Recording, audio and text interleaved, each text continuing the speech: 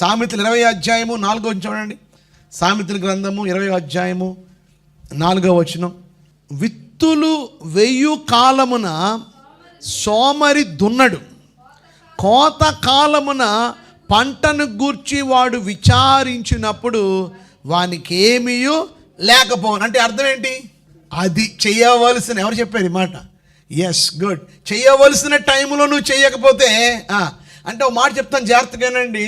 As a సేవకుడిగా, మీ యొక్క spiritual ఫాదర్గా, opportunities అనేవి అంత మాట రావు. ఆ ఆపర్చునిటీస్ వచ్చినప్పుడు దాన్ని మనం ఏం చేయాలా? సద్వినియోగం చేసుకోవాలా. అంటే ఎప్పుడు వస్తాయో తెలియదు మనకి. మనం రెడీగా ఉండాలా, మనం సిద్ధంగా ఉండాలా, యాక్టివ్గా ఉండాలా. చేద్దాంలే, ఇంకా టైం ఉందిలే, ఇంకా ఉందలే అని కళ్ళు తీసుడు కానీ 40 సంవత్సరాలు వచ్చేస్తాయి. అప్పుడు నువ్వు చెయ్యాలన్నా నేను ఎవడు పెట్టుకోడు పనులు. సో ఈరోజు దేవుని బిడలుగా, ఈరోజు నేను ఆడపిల్లనండి, నేను చేయాలి. ఆడపిల్లదేముంది, మగపిల్లడేదేముంది, చేయండి.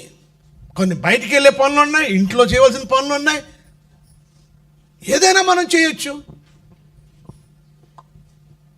కొన్ని టెక్నికల్గా కొన్ని నేర్చుకోవచ్చు. Be smart, be active, don't be lazy. సోమరులుగా ఉండకండి. ఇంకో మాట చదువుతారా? ఇంకొక చాలా ప్రాముఖ్యమైన మాట పౌలు సంఘానికి చెప్తూ, పౌలు తిమోతిని హెచ్చరిస్తున్నాడు. చూడండి, 1 తిమోతి 5:8 కింద చూడండి. 1 తిమోతి 5:8 ఎవడైనను స్వకీలను విశేషముగా తన ఇంటి వారిని సంరక్షింపకపోయిన ఎడల వాడు విశ్వాస త్యాగము చేసిన వాడే అవిశ్వాసి కన్నా చెడ్డవాడే ఉండును. ఏంటంటే దీని అర్థం మీకు అర్థమైందా? ఏంటండి? ఎవడైనను స్వకీయులను విశేషంగా తన ఇంటి వారిని సంరక్షింపకపోయిన ఎడల, అంటే ఇంటి వారిని సంరక్షించవలసిన బాధ్యత ఇంట్లో ఉన్న వారి మీదకి ఉంది. కొంతమంది ఇంటి బాధ్యత పట్టించుకోరు. కొంతమంది నాకేముందలే, వాళ్ళు చూసుకుంటారులే, వీళ్ళు చూసుకుంటారులే, మరి నువ్వెందుకున్నావు?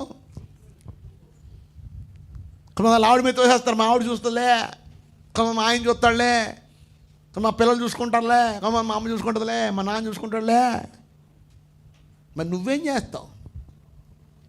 అలాంటి వాడు ఎవడంట? అవిశ్వాసి చెడ్డాడు, అవిశ్వాసి కన్నా చెడ్డవాడంట. ఎవరు చెడ్డవాడు? ఎవరు? కష్టపడలేని వాడు, ఇంటికి రూపాయి ఆదాయం తేలేనోడు. చూడండి, బైబిల్ ఎంత ఖచ్చితంగా ఉందా? అయ్యో నాకు తెలియదు అయ్య గారు, తెలుస్తుంటే ఎప్పుడు వెళ్ళిపోయి అయ్య గారు. పెళ్ళి కూడా ఎప్పుడు చేసుకోవాలి తెలుసా? ఒక స్టాండ్ మీద నిలబడిన తర్వాతనే పెళ్లి చేసుకోవాలి. మన తొందర ఎక్కువ.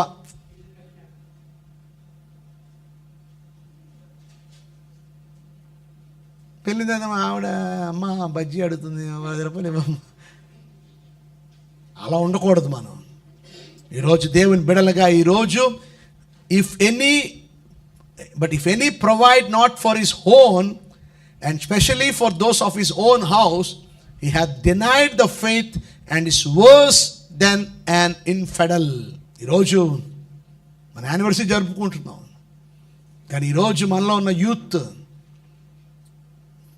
నిలబడి యానివర్సరీ చేయాలి.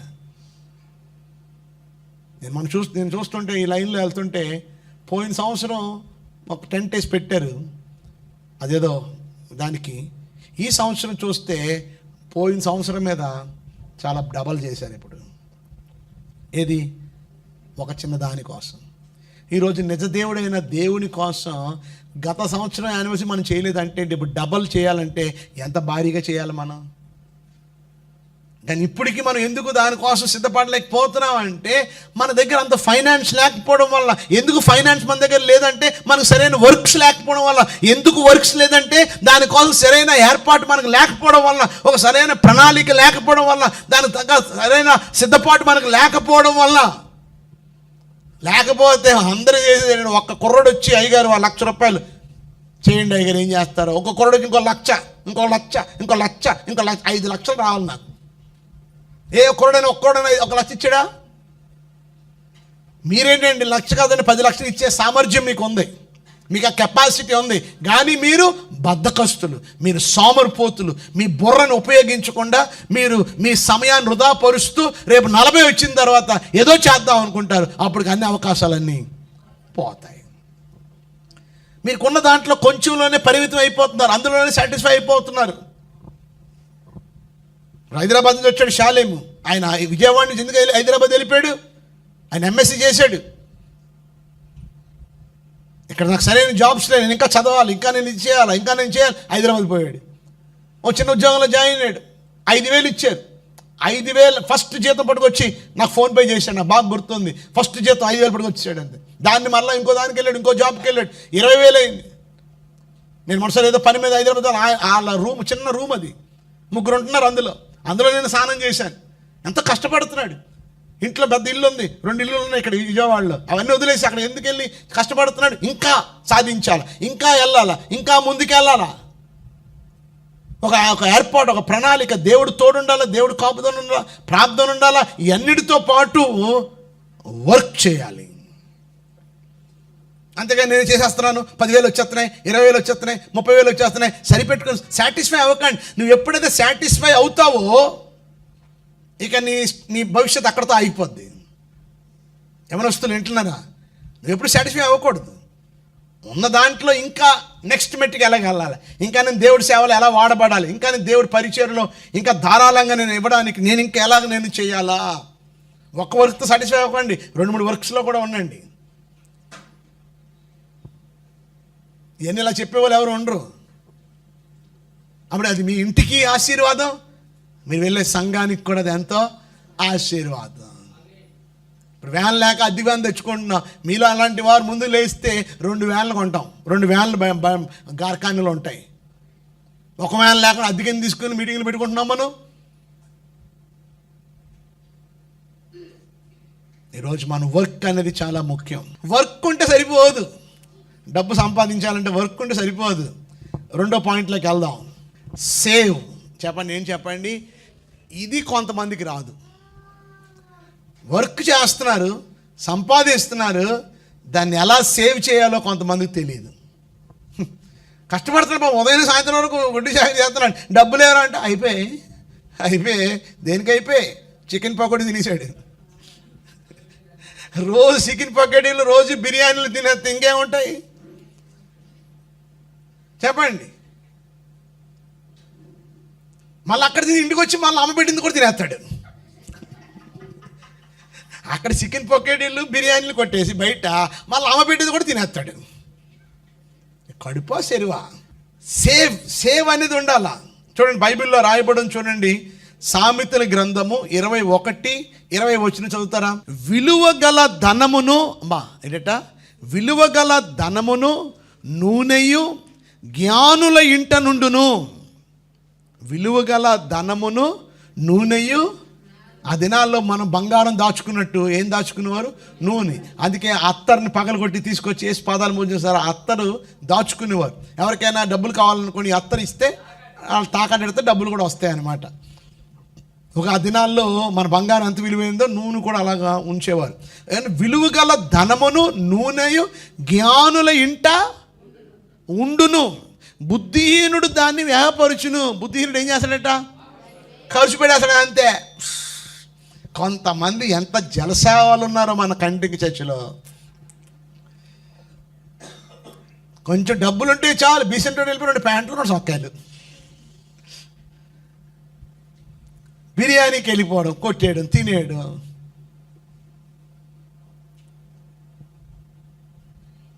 ఈ బ్లేజర్ ఎప్పుడు తనుకుంటా తెలుసా? నా చిన్నప్పుడుది. అని ఎలా ఉంది? కొత్తదిలాగా ఉంది. రేపు డ్రై క్లీన్ చేస్తే ఇంకా మడతలు పోతాయి. రాపర్ టీషర్ట్ వేసాను, బాగుందా? ఎంత? 100 రూపాయలు. కానీ టీషర్ట్లు 100 రూపాయలు ఉన్నాయి, 10,000 రూపాయల టీషర్ట్లు కూడా ఉన్నాయి. కానీ నేను చెప్తే కానీ మీకు తెలిసింది, మీకు అర్థమైందా? మీకు సో ఈరోజు మీకు అర్థమైంది. నేను చెప్పేది ఏంటి అంటే, దూబ్రాగా ఖర్చు పెట్టేయకండి. ఒకడు కొన్నాడు, ఇప్పుడు ప్యాంట్ ఇప్పుడు సిస్టమ్ మారిపోయింది. ఇంత బెల్లు, ఇక్కడ ఇంత బెల్లు, బ్యాగీ ప్యాంట్లు, దానికి అటోక 2 కన్నాలు, ఇటోక 2 కన్నాలు. ఎంతరా బాబు అంటే 7,000 అంట. ఆడికి అసలు బాగానే బాగలేదు. కొంచెం అది ఉన్నవాడు కొంచెం హైట్లో కొంచెం పర్సనాలిటీగా కొంచెం బాడీ ఉండి కొంచెం ఇది ఉన్నవాడికి అదేదో బాలీవుడ్ యాక్టర్లకి బాగుంటుంది, టాలీవుడ్ యాక్టర్లకి. మనకెందుకు అవన్నీ? వాళ్ళని చూసేసి మనం వేసేసి బెల్లు ఇలా నడుస్తున్నాడు.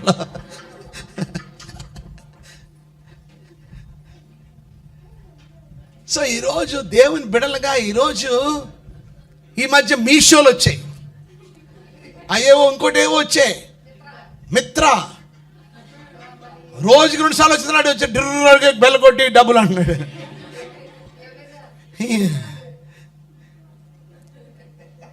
ఎప్పుడైనా చూడండి, మా వాళ్ళని అడగండి, మా ఇంటి పక్క వాళ్ళని అడగండి, నాకంటూ ఏదైనా చొక్కా కానీ ఏదైనా ప్యాంట్ కానీ లేకపోతే ఏదైనా ఒక వస్తువు కానీ వచ్చినట్టు చెప్పండి.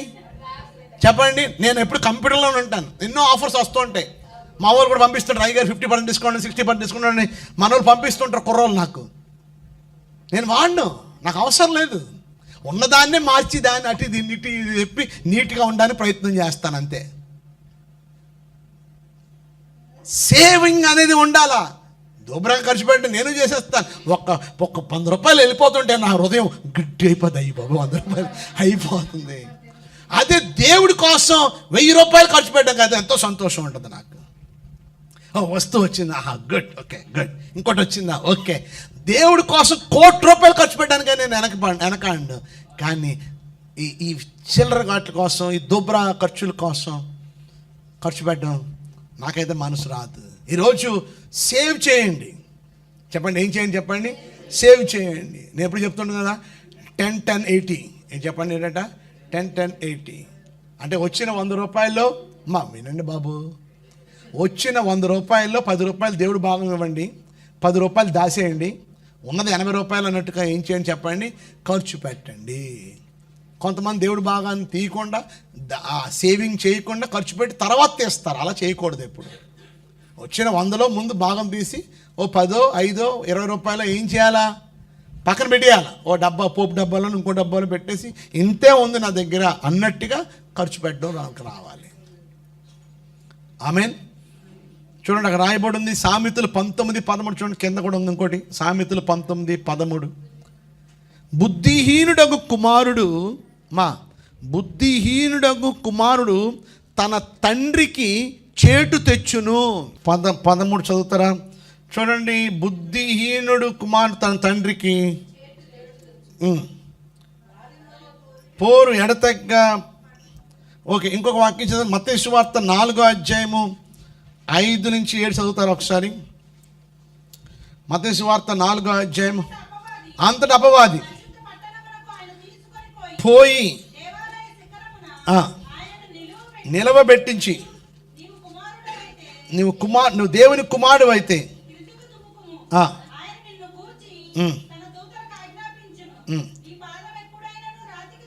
సో ఈరోజు మన జీవితాల్లో లేని వాటి జోలికి మనం ఏం చేయకూడదు చెప్పండి? మనం వెళ్ళకూడదు. సో ఇంగ్లీష్లో చెప్తాను, స్పెండ్ సమ్ అండ్ సేవ్. చెప్పండి, స్పెండ్ సమ్ అండ్ సేవ్ అంటే చెప్పండి, తెలుగులో చెప్పండి, తక్కువ ఖర్చు పెట్టండి, కొంచెం ఎక్కువ పొదుపు చేయండి. ఏం చేయండి? తక్కువ ఖర్చు పెట్టండి.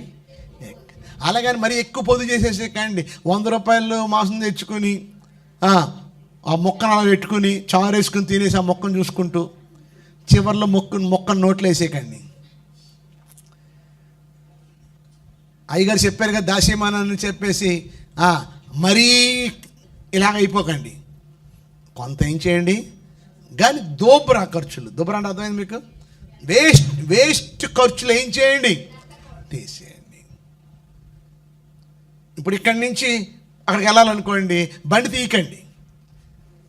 ఏం చేయండి? ఆ బండిని అక్కడ ఆపి ఏం చేయండి? నడుచుకుంటూ వెళ్ళండి. అప్పుడు ఏం కలిసి వస్తుంది? పెట్రోల్ కలిసి వస్తుంది. నా 3 రూములు అనుకో, 3 రూములు అనుకో, అందరు 3 రూముల్లో ఉండకండి.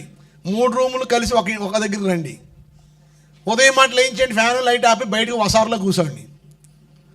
అప్పుడు ఏం కలిసి వస్తుంది? కరెంట్ కలిసి వస్తుంది.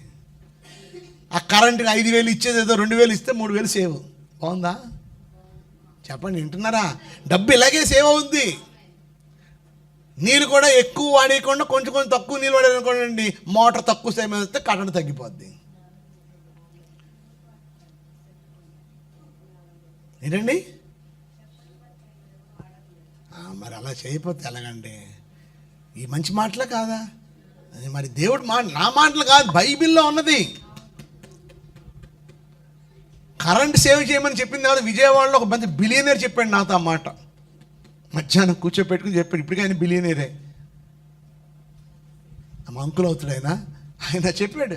నాకు అప్పటికో బుర్రలేదు, కరెంట్ కూడా సేవింగ్లో ఉందా ఇంత? ఊరకనే కరెంట్ ఎందుకంటే కట్టడం అంత డబ్బులు. ఓకే, కనుక మనం ఒక ప్రిపరేషన్, ఒక సిద్ధపాటు, ఒక డిసిప్లిన్, ఏదో రకంగా రూపాయి సేవ్ చేయడం. జాన్ వెస్లీ అని తెలుసా? జాన్ వెస్లీ, రాజమండ్రిలో జాన్ వెస్లీ కాదు, బైబిల్లో ఎవరు ఇంగ్లాండ్లో ఉన్న గొప్ప దైవజనుడు జాన్ వెస్లీ, చార్ల్స్ వెస్లీ అని వాళ్ళ అమ్మ సూసన్ వెస్లీ. 17 మంది పిల్లలంట వాళ్ళకి. ఇవి ఉండేయండి కోళ్ళు, ఉండేయండి కోళ్ళు ఏం చేస్తే గుడ్లు పెడతాయి కదా, ఒక్క గుడ్డు కూడా పక్కోళ్ళకి ఇచ్చేది కదంట. ఎంత పిసినారిది పేరాస్ది అని అందరూ అనేవారట. ఈ గుడ్లన్నీ పేర్చి అవన్నీ లేవుగానే అమ్మేసి ఆ వచ్చిన డబ్బులన్నిటిని పోగు చేసి దేవుడి సేవకి ఇచ్చేదట. గట్టిగా చేపట్ల కోట.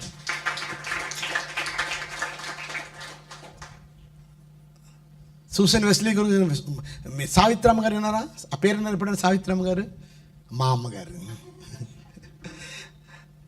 ఆవిడ కూడా అంతే. పేపర్లు ఉంటాయి కదా, పేపర్లు, ఈనాడు పేపర్లు, అవి కూడా దాసి దాన్ని వజ్జగా పెట్టి, మడత పెడితే ఒక రేటు ఉంటుంది, నీట్గా పెడితే ఒక రేటు ఉంటుంది. ఇస్త్రీ పెట్టిలాగా వేడి పకోడీలు పెట్టారనుకోండి, డబ్బులు ఎక్కిస్తారు. ఈ సాక్ తెలుసు అది విషయం.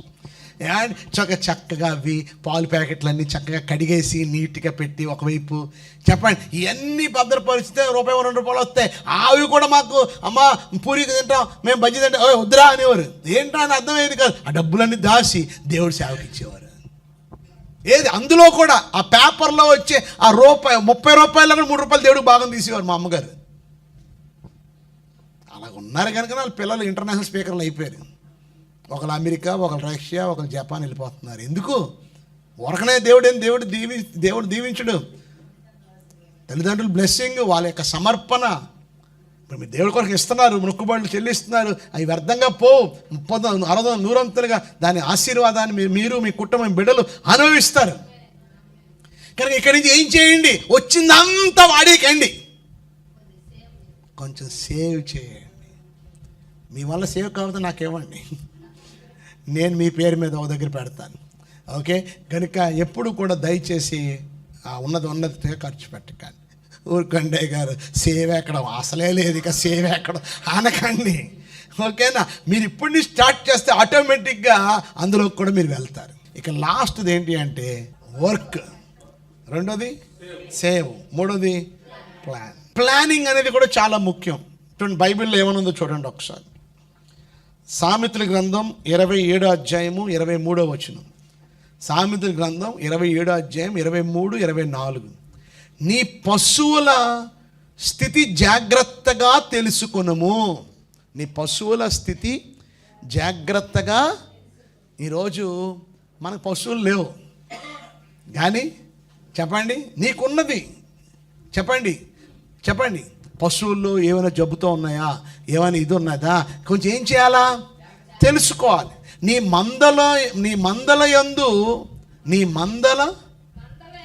మందల యందు మనసుంచుము.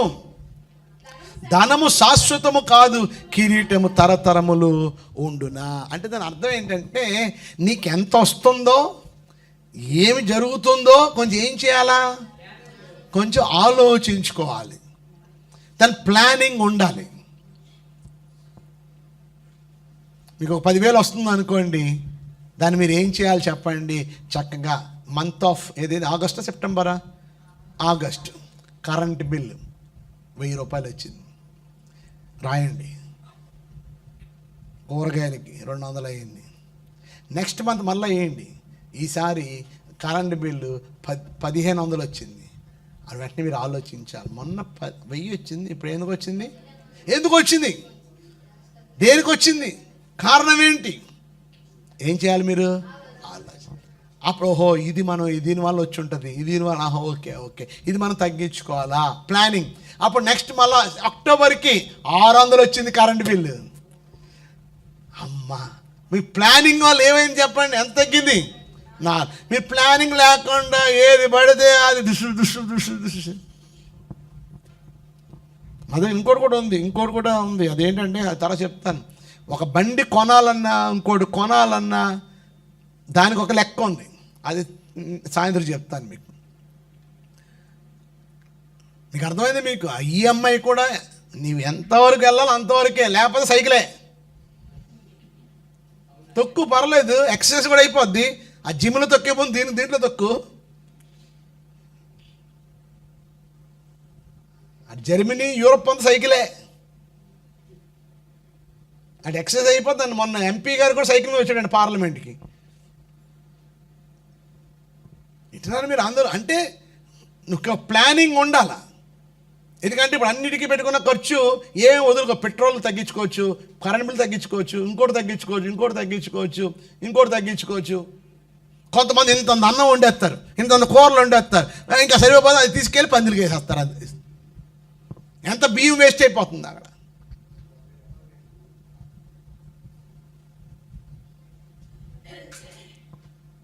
నీ స్తోమత ఏమో 10,000 నీ జీతం, అద్దె 6,000 అద్దె ఎందుకు నీకు? చెన్నైలో చూసుకో, 2,000 ఇంటికి వెళ్ళు. ఎవరు మనల్ని అడిగేది ఎవరు ఉన్నారు? దాన్నే చక్కగా అందంగా నీట్గా రెడీ చేసుకో, అప్పుడు మిగులుతాయి. అప్పుడు డబ్బులు మిగిలితే అప్పుడు 4,000 ఇంటికి అద్దెకి వెళ్ళు, 4,000 నుంచి ఇంక 8,000కి వెళ్ళు, 20,000కి వెళ్ళు, తప్పలేదు. దీన్ని ఏమంటారు? దీన్ని ఏమంటారు చెప్పండి? దీన్ని ప్లానింగ్ అంటారు. ఎంతమందికి డబ్బు విషయంలో ప్లానింగ్ ఉందని చేయొద్దండి.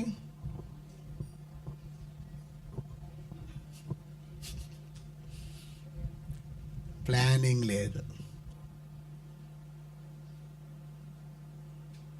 అయ్యారు ప్లానింగ్ చేయడం మాకు అంత లేదు అయ్యగారు, వచ్చిన డబ్బు అప్పులకి వెళ్ళిపోతుంది అయ్యగారు. చూడండి బైబిల్లో రాయబడి చూడండి ఒకసారి, సామెతలు 24:3-4 చూడండి. జ్ఞానము వలన ఇల్లు కట్టబడును, వివేచన వలన అది స్థిరపరచబడును, తెలివి చేత దాని గదులు విలువగల రమ్యమైన సర్వ సంపదలతో నింపబడును. గట్టిగా చేపట్లు కొట్టండి. ఏంటంట?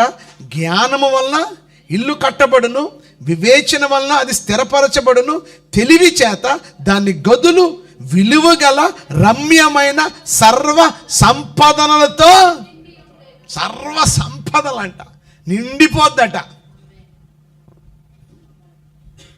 ఎప్పుడు? జ్ఞానం అంటే ఏంటి? దీని అర్థం ప్లానింగ్. ఇందులో దేవుడికి ఏమి ఇవ్వాలి, కుటుంబానికి దేనికి ఇవ్వాలి, దీనికి ఏమి ఇవ్వాలి, వీటికి ఏమి ఇవ్వాలి, వీటికి ఏం చేయాలి, ఒక ప్లానింగ్ అనేది మనలో ఉండాలి. చేస్తారా? ఈ నుంచి చేయరా? చెప్పండి, మీరు చేయండి. అప్పుడు ఏదైతే మనకు వద్దో అవన్నీ మనం ఏమైపోతాయి చెప్పండి. అప్పుడు మెల్లమెల్లగా ఏం కట్ అయిపోతాయి? మీషో కట్ అయిపోద్ది, అమెజాన్ కట్ అయిపోద్ది, బిర్యానీలు కట్ అయిపోతాయి, ఇంకేం కట్ అయిపోతాయి చెప్పండి. వ్యర్థమైన తిరుగుళ్ళు, పెట్రోలు తగ్గిపోద్ది, వ్యర్థంగా ఫ్యాన్లు, టీవీలు తగ్గిపోద్ది, అన్నీ కట్ అయిపోతాయి. అలాగని ముఖాన్ని పౌడర్ రాసుకోకుండా ఉండకండి, అలాగే నూనె రాసుకోకుండా ఉండకండి. ఏది అవసరమో, నీడ్స్ ఉన్నాయి, వాంట్స్ ఉన్నాయి. అవసరమైనవి మనం వాడాలి, అవసరం లేని వాటిని. అర్థమైన వాళ్ళందరూ గట్టిగా చేపట్లు కొట్టండి. సో మిగతా భాగాన్ని ఓకే మనము వినబోతున్నాం. ఇవన్నీ ఒక నోట్స్లో పెట్టుకుని రాసుకోండి ఓకే. ఎందుకంటే నేను మామూలుగా చెప్పట్లేదు, ఇది మీకు ఎంతో ఉపయోగం, నాకు ఎంతో ఉపయోగం. సో దేవుడిచ్చిన నడిపింపు ప్రకారంగా, ఎందుకంటే మనతో ట్రావెల్ చేసేది ఏంటి చెప్పండి, మనం చచ్చిపోయే వరకు ఈ డబ్బులు. కనుక ఈ డబ్బుల విషయంలో మనం ఏది పడితే అది మనం చేయకూడదు, వాక్యానుసారంగా నడవాలి. నేను ఇప్పుడు పై మాటలు చెప్పుకుంటాను, మీరు మొత్తం ఏదో కొంచెం విని ఏంటి పాస్టర్ గారు డబ్బు గురించి చెప్పాడు ఇలా చెప్పి అనకండి. మొత్తం వినిన తర్వాత అప్పుడు చెప్పండి. మీకు అర్థమైందా? ఈ పాట ఒకటి వినేసి ఈ పాస్టర్ గారు ఈ డబ్బుల గురించి ఇలా చెప్పాడు అనుకోకండి. మొత్తం వినిన తర్వాత అప్పుడు మీ కామెంట్స్ చెప్పండి. ఆమేన్. అందరు లేచి నిలబడండి, ప్రార్థన చేసుకుందాం. ప్రభువా మీకు స్తోత్రాలు, మీకు వందనాలు చెల్లిస్తున్నాం. డబ్బు పట్ల మేము ఎలా వ్యవహరించాలో, ఇంతవరకు డబ్బు నాది నాది, నా సంపాదన అని మేము ఒకవేళ అతిశయపడ్డామేమో. కొన్నిసార్లు నాయనా మా బలాన్ని చూసుకుని మేము కొన్నిసార్లు అతిశయపడుతున్నామేమో. ఈరోజు డబ్బు నీది, వెండి నీది, బంగారం నీది, మీరు మాకు ఇచ్చారు. మీకు ఇచ్చిన దాంట్లో కొంత మీకు తిరిగి ఇస్తున్నాం అంతే. మేము పని చేసుకోవడానికి సామర్థ్యాన్ని, శక్తిని, బలమును, జ్ఞానాన్ని కలుగజేసిన వాడు నీవే. అందును బట్టి కనీసం ఆదివారం వారంలో ఒక పూట కూడా మీ సన్నిధికి వచ్చి థ్యాంక్ యూ లార్డ్, మాకు నాయన జ్ఞానం ఇచ్చి, తెలివిచ్చి, బలం ఇచ్చి, సపోర్ట్ చేస్తూ మమ్మల్ని ముందుకు నడిపిస్తున్నారని మేము మీకు వందనాలు తెలియపరచలేకపోతున్నాం. మమ్మల్ని క్షమించండి తండ్రి. మీ వాక్యానికి లోబడి, మీ వాక్యానుసారంగా మేము నడుచుకునే జీవితాన్ని మాకు దయచేయండి. ఈ మనీ మ్యాటర్స్ని మాకు మరింత విశేషంగా, వివరంగా మాకు మీరే తెలియపరిచి, మీరే మహిమ, ఘనత, ప్రభువాలు పొందమని యేసు నామములో వేడుకొంచున్నాము తండ్రి.